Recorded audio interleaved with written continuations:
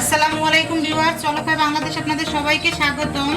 আশা করি আপনারা সবাই ভালো আছেন। বরাবরের মতো চলে আসলাম নতুন আরেকটি রেসিপি নিয়ে। আজ আমি আপনাদের তৈরি করে দেখাবো রেস্টুরেন্ট স্টাইলে ক্রিমি পিঙ্ক সস পাস্তা। তো চলুন দেখে আসি আমরা এই ক্রিমি পিঙ্ক সস পাস্তা তৈরি করতে আমাদের কী কী উপকরণ লাগবে।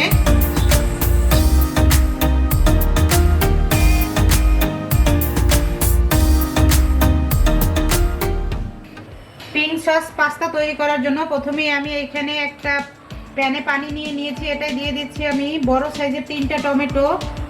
আর টমেটোগুলোকে আমি একটু এরকম করে কেটে দিয়েছি যাতে আমার উপরের যে স্কিনটা উঠাতে সুবিধা হয়। এটাকে আমি 2 মিনিটের মতো বয়েল করে নিব।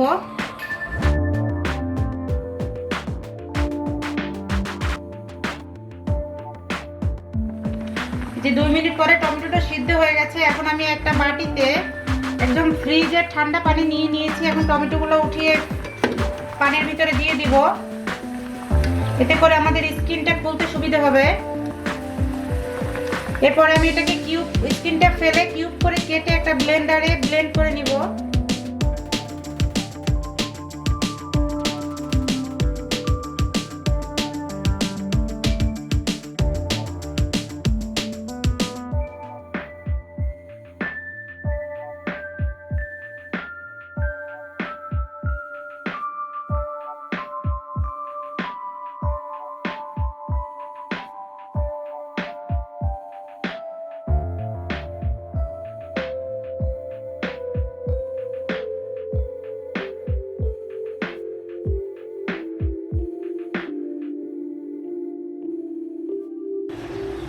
আমি এখন হোয়াইট সসটা তৈরি করব। এজন্য একটা প্যানে দিয়ে দিচ্ছি 2 টেবিল চামচ পরিমাণ বাটার।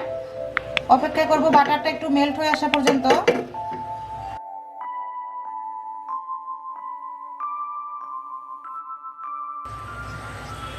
বাটারটা মেল্ট হয়ে আসার পরে আমি দিয়ে দিচ্ছি 2 টেবিল চামচ পরিমাণ ময়দা।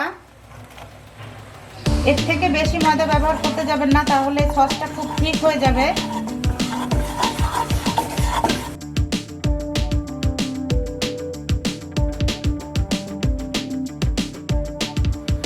ময়দাটা যখন 2 মিনিটের মতো এরকম রোস্ট হয়ে যাবে তখন এই পর্যায়ে দিয়ে দিচ্ছি আমি লিকুইড দুধ 2 কাপ পরিমাণ। এইখানে অবশ্যই ঠান্ডা দুধটা ব্যবহার করতে হবে, না হলে দেখা যাবে এটা লাম্পস থেকে যাবে। এটাকে অনবরত নাড়তে হবে, নাড়া বন্ধ করা যাবে না, তাহলে নিচ থেকে লেগে যাবে। এ পর্যায়ে আমি দিয়ে দিচ্ছি সামান্য পরিমাণ লবণ, দিয়ে দিচ্ছি 1/2 চা চামচ পরিমাণ গোলমরিচের গুঁড়া।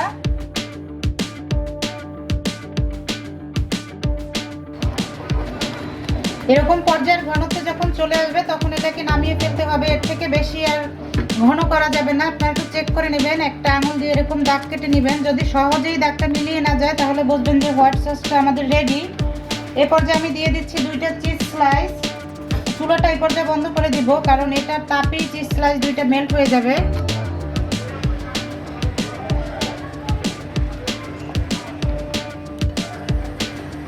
এদিক থেকে আমি পাস্তাটাকে সিদ্ধ করে নিব। এর জন্য আমি একটা প্যানে পর্যাপ্ত পরিমাণ পানি দিয়ে নিলাম। দিয়ে দিচ্ছি 1 টেবিল চামচ পরিমাণ লবণ, দিয়ে দিব 1 টেবিল চামচ পরিমাণ রান্নার রেগুলার তেল। এতে করে পাস্তাটা একটা আরেকটার গায়ে লেগে যাবে না। এই পর্যায়ে আমি পাস্তাটা দিয়ে দিব। আমি এখানে বেনি পাস্তাটা ব্যবহার করেছি 2 কাপ পরিমাণ।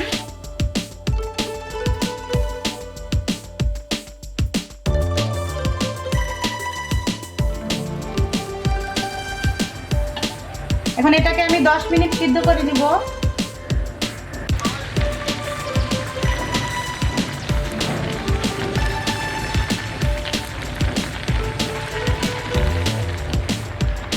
যে আমার পাস্তাটা সিদ্ধ হয়ে গেছে, আমি এখন একটা স্ট্রেইনার এটাকে ছেঁকে নিব। এখন আমি পাস্তার জন্য রেড সসটা তৈরি করতে চলে যাব। দিয়ে দিচ্ছি 2 টেবিল চামচ পরিমাণ বাটার। অপেক্ষা করব বাটারটা একটু মেল্ট হয়ে আসা পর্যন্ত। দিয়ে দিচ্ছি আমি 1 টেবিল চামচ পরিমাণ রসুন কুচি। দিয়ে দিচ্ছি অরিগানো 1 চা চামচ পরিমাণ। এখন এটাকে আমি একটু 2 মিনিটের মতো ভেজে নিব। এরপরে দেখবেন খুব সুন্দর একটা ফ্লেভার সারা ঘরে ছড়িয়ে যাবে। এই পর্যায়ে আমি দিয়ে দেব হাফ কাপ পরিমাণ পেঁয়াজ কুচি, কিউব করে, কিন্তু মিহি কিউব করে কাটা। এটাকে আমি হালকা লাইট গোল্ডেন কালার করে একটু ভেজে নিব, একদম বেরেস্তা কালার করবো না।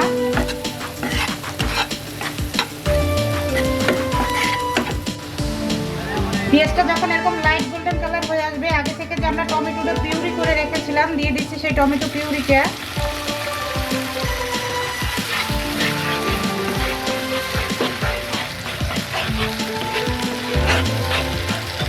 সাথে দিয়ে দেব ক্যাপসিকাম, 1/3 কাপ পরিমাণ আছে লাল ক্যাপসিকাম, সবুজ ক্যাপসিকাম 1/3 কাপ পরিমাণ, আর সবুজটাও 1/3 কাপ পরিমাণ।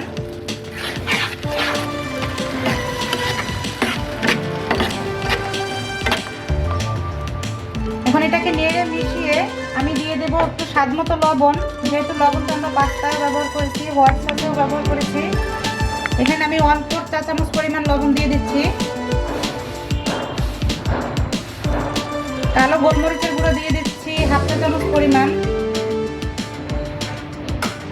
চিলি ফ্লেক্স দিয়ে দিচ্ছি 1/2 চা চামচ পরিমাণ। এনে সবকিছু একটু ভালো করে নেড়ে মিশিয়ে নিব।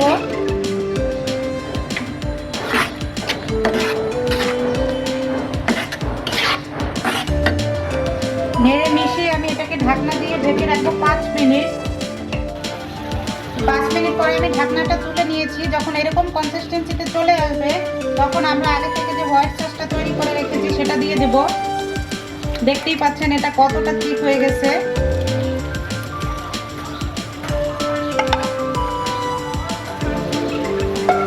এখন এটাকে ভালো করে একটু নেড়ে মিশিয়ে নিব।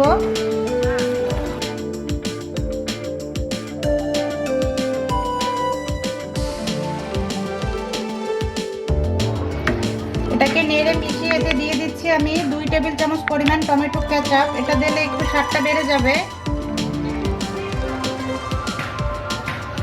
এটাকেও আমি ভালো করে একটু নেড়ে মিশিয়ে নিচ্ছি। এখন দিয়ে দেবো আমরা আগে থেকে যে পাস্তাটা সিদ্ধ করে রেখেছি সেই পাস্তাটা।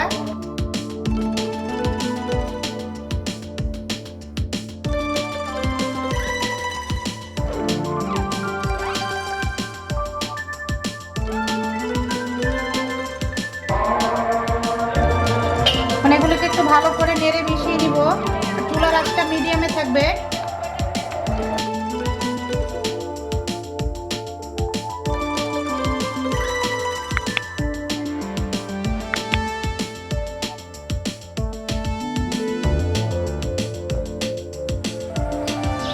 যে আমি এটাকে এখন এই যে 1 মিনিটের মতো একটু নেড়ে চেড়ে মিশিয়ে এটাকে নামিয়ে এখন আমি প্লেটিং করব।